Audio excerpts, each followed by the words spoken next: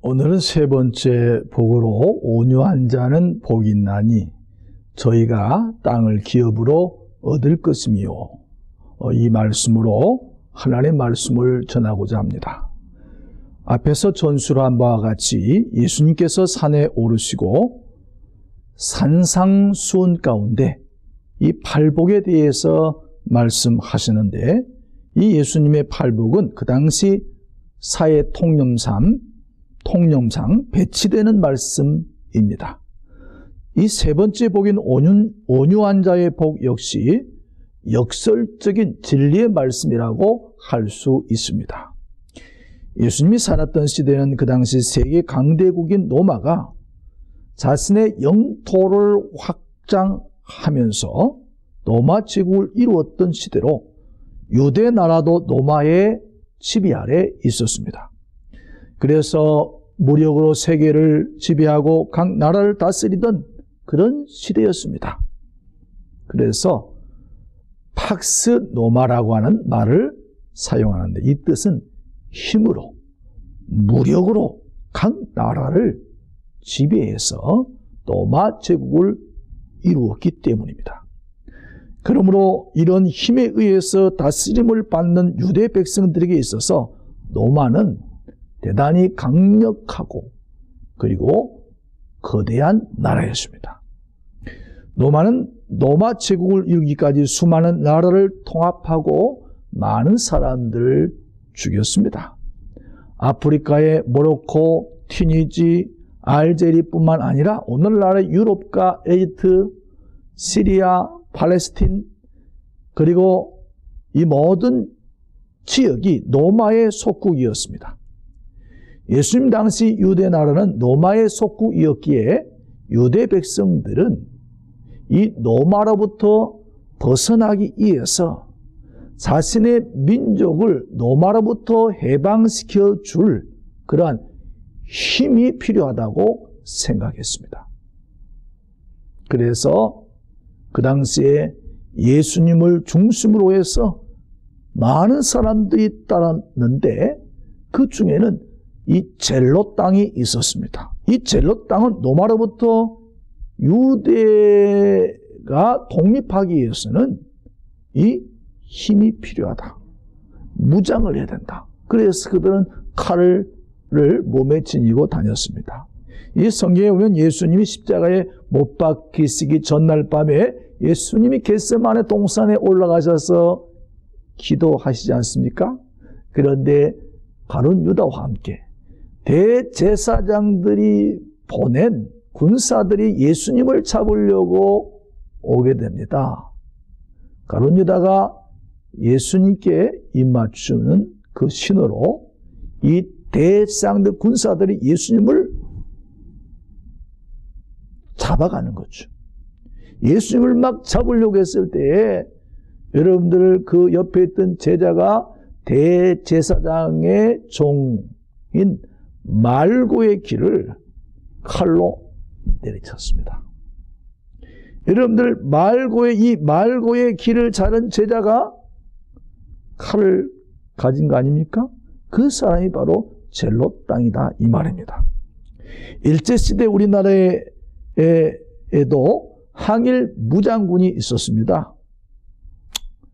그런 것과 같은 거죠. 젤로 땅이 칼을 몸에 지닌 것은 어쩌면 자신의 민족의 독립을 위해서 자연스러운 것입니다.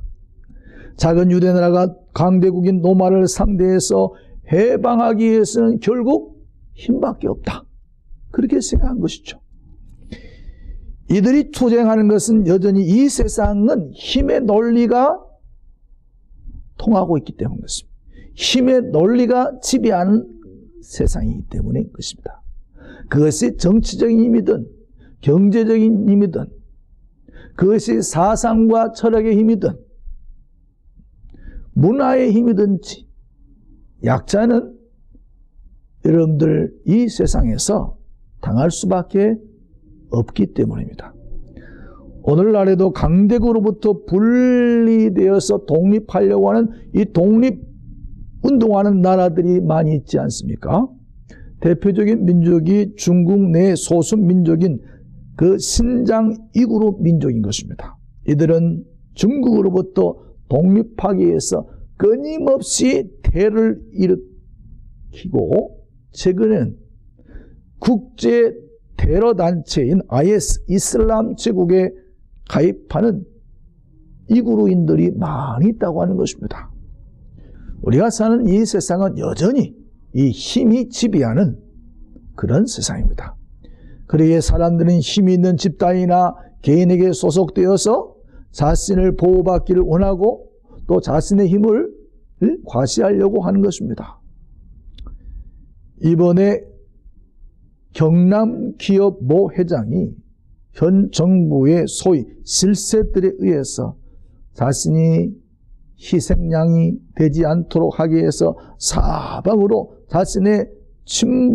자신과 친분 있는 사람들에게 백방으로 자신의 구명을 위해서 요청했지만 자신의 수고가 되자 여러분들 그동안의 자신과 여러분들 그 노비했던 사람들의 명단을 다 공개해서 여러분들 지금 대한민국이 여러분들 쑥대밭이 되고 있습니다. 박근혜 대통령은 이를 계기로 정치개혁을 하겠다 이렇게 말씀했습니다. 여러분들 물론 이 분이 정치권 노비를 한 것은 결코 정당화될 수 없고 결코 옳은 일도 아닌 것입니다. 그러나 오늘날 대한민국의 정치판의 현실에서는요, 기업하는 사람들은 이 정치권, 힘 있는 사람들과 관계를 어떻든지 이 친분을 쌓지 않고서는 기업하기가 어려워서 그런 거 아니겠습니까? 다시 오늘 본문 예수님의 말씀으로 돌아오면 예수님은 이런 세상에 대해서 힘 있는 자가 복 있는 사람이 아니라 온유한 자가 복이 있다 이렇게 말씀하신 것입니다. 그러니까 이 예수님의 말씀은 지극히 역설적이고 세상적인 가치관과 반하는 그런 말씀입니다. 온유라고 하는 말의 뜻은 브라이에스인데 이 단어는 히브리어 아나임에서 번역된 것으로 이 뜻은 가난한 그리고 온유한 그리고 부드러운 이라는 뜻을 가지고 있습니다. 그래서 이 말은요, 사나운 동물원 조련사가 사자나 이런 맹수를 갖다가 길들일 때 사용하는 말인 것입니다. 그래서 자신의 마음대로 이 동물을 길들여 가지고 자신의 마음대로 움직이는 것처럼 주인의 통제를 받는 그런 동물이라는 뜻입니다. 자신의 화난 감정이나 마비된 이성을 함부로 노출하는 것이 아니라는 것입니다. 하나님은 이런 사람에게 마카리오스, 행복하다.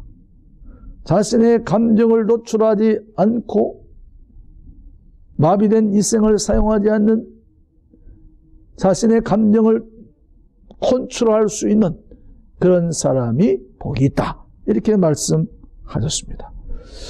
저는 이 시간 성경에서 바로 이 온유한 사람에 대해서 몇 사람 예를 들어보겠습니다. 첫째로 모세입니다. 민수기 12장 3절에 이런 말씀이 있습니다. 이 사람 모세는 온유함이 지면의 모든 사람보다 더하더라. 이 말씀을 읽을 때 여러분들 모세를 아는 독자들은요 고개가 갸우뚱해지는 것입니다. 왜냐하면 우리가 모세의 전반부의 생애를 알고 있지 않습니까?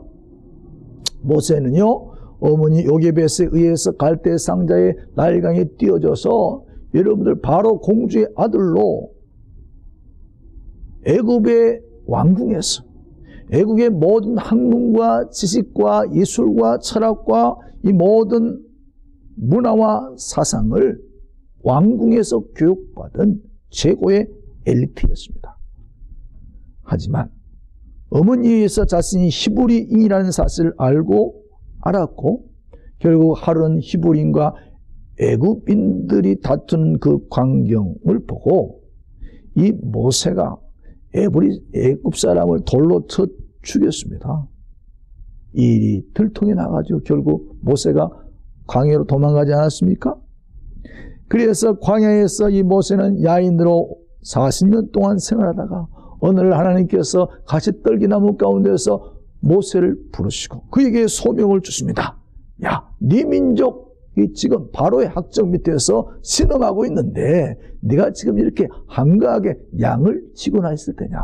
네 민족을 구원하라.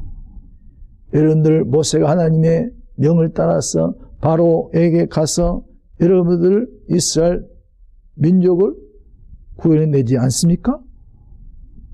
그런데 이 광야로 이스라엘 백성들을 데리고 나와서 이 광야 생활 40년이 되던 때에 가데스라고 하는 곳에 이르렀는데 이스라엘 백성들이 모세와 아론을 원망하기 시작하자 이 모세가 말이죠, 어떻게 했습니까? 하나님 앞에 하나님의 말씀대로 회중을 다 모아가지고 회중 앞에서 반석을 쳐서 물을 내라, 이렇게 하나님이 말씀했는데 이 모세가 너무나 화가 나고 너무나 백성들이 자기 마음을 알아주지 않는 것 같고 원망하니까 반석을 2번을 갖다가 팍 쳤습니다. 그랬더니 물이 콸콸콸콸콸 물이 나왔어요.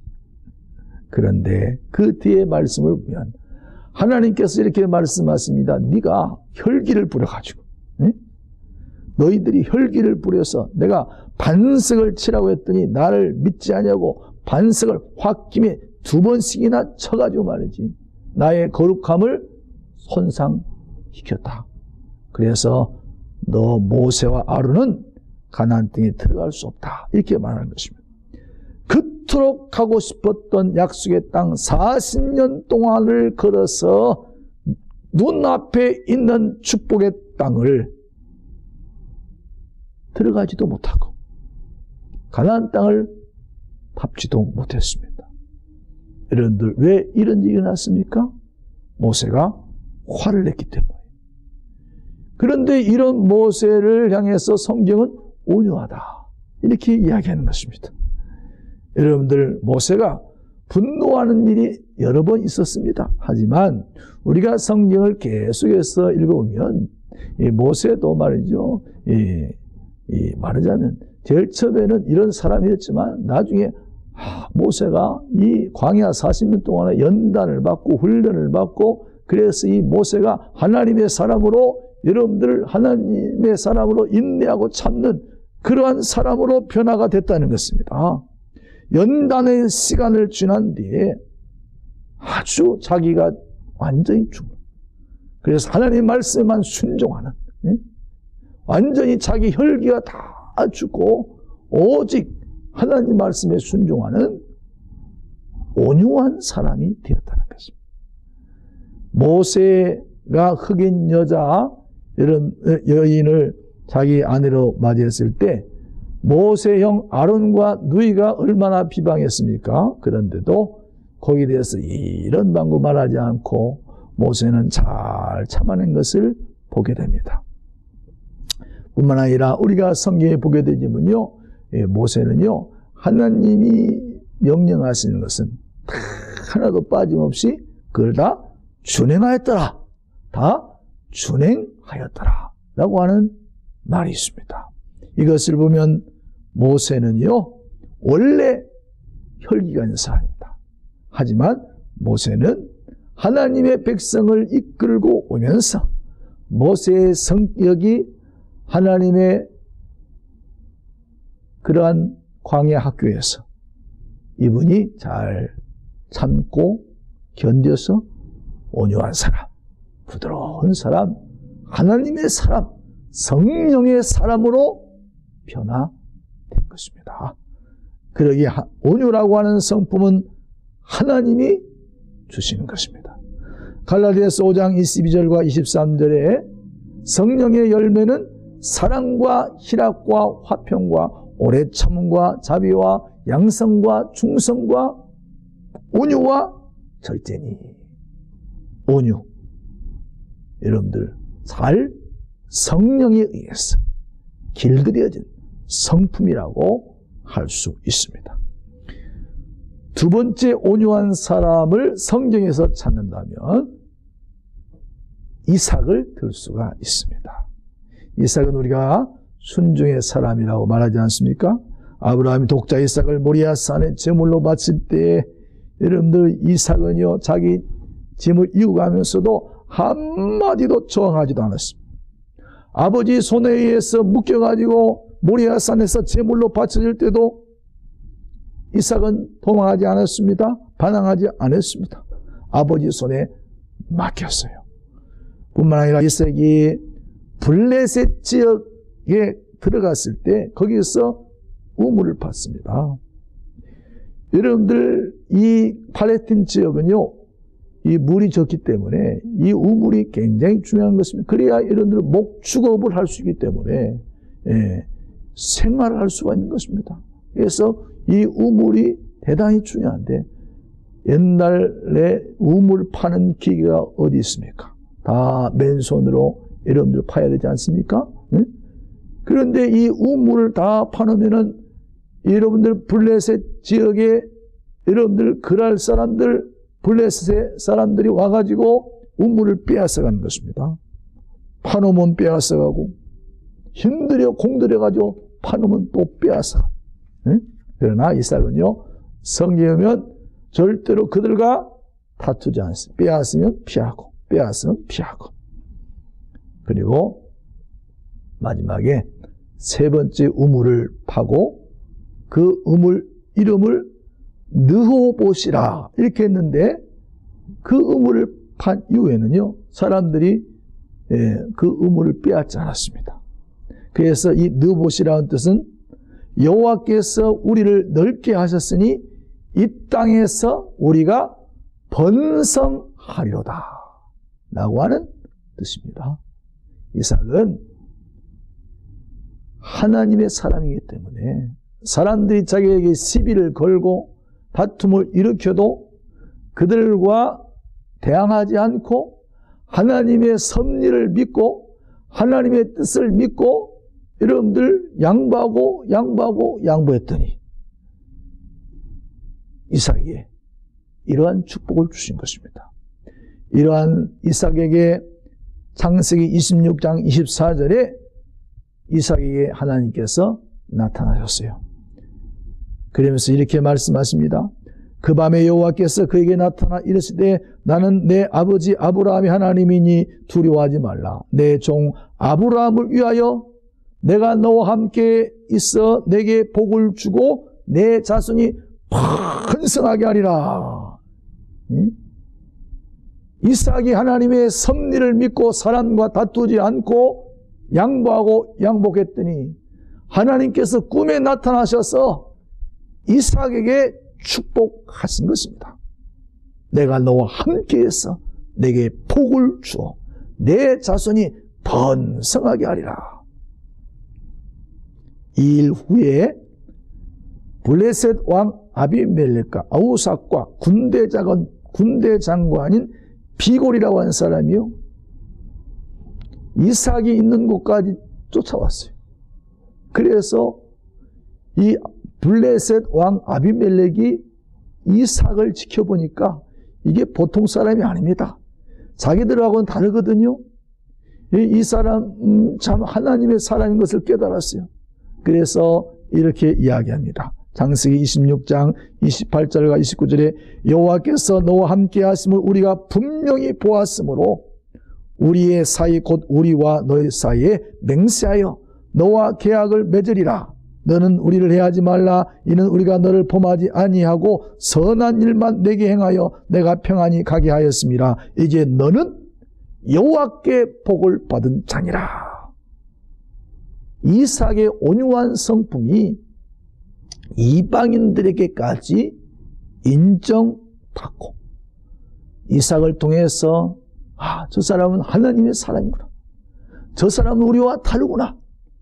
참 저 사람은 하나님의 백성이구나.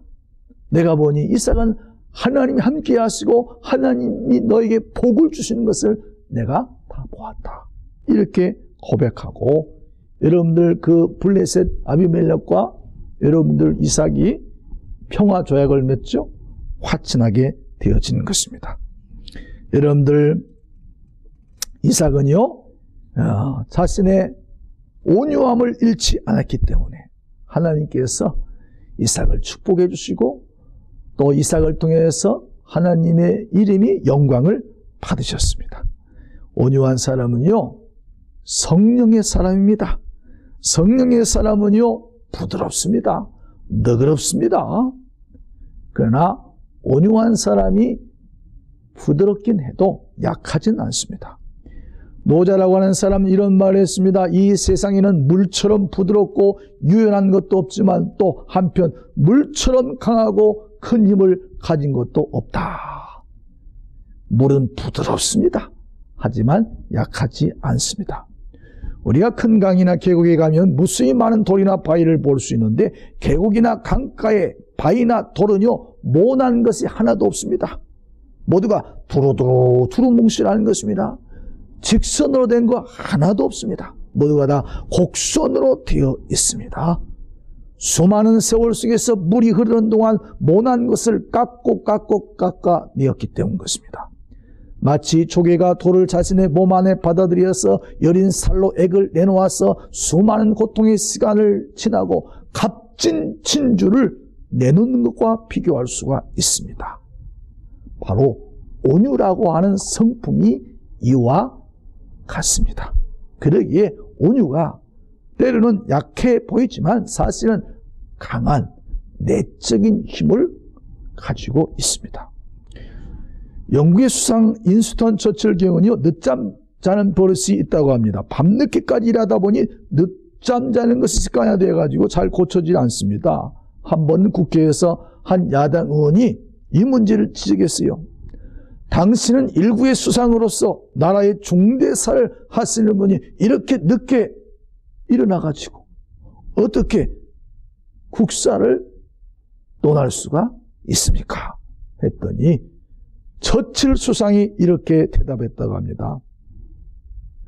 여러 의원님들도 나처럼 미인하고 살면은 반드시 늦잠을 자게 될 거요 라고 말했더니 여러분들 거기 있던 사람들이 폭소를 터뜨렸다고 합니다. 여러분들 다른 사람에게 지적받고도 마음이 상한 상태에서도 자신의 화를 폭발하지 않고 유머러스 이 분위기를 반전시킨 이 처치의 재치가 바로 온유한 사람인 것입니다. 온유한 자는 자신의 내면의 화를 급하게 나타내지 않습니다. 성령의 능력으로 조절하고 통제하여서 그리스도의 성품인 이 온유함을 사람들에게 드러내는 것입니다. 이 온유는 분명히 그리스도의 성품입니다. 육체를 가지고 있는 타락한 본성은 내 본성대로 내 감정대로 표출하고 분출합니다. 그래서 우리 사회를 험악하게 하고 이태롭게 하고 불안하게 하는 것입니다. 최근에 우리 사회는요 자신의 분노를 절제하지 못해가지고 제어하지 못하는 사람들이 늘어나고 있습니다. 마지막 시대의 모습입니다.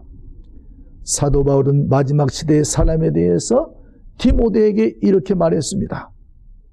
디모데후서 3장 2절과 3절 보면 사람들이 자기를 사랑하며 돈을 사랑하며 자랑하며 교만하며 비방하며 부모를 거역하며 감사하지 아니하며 거룩하지 아니하며 무정하며 원통함을 풀지 아니하며 모함하며 절제하지 못하며 그리고 사나우며 그랬습니다. 사람들이 사나우며 선한 것을 좋아하지 아니한다. 이것이 마지막 때 사람들의 모습입니다.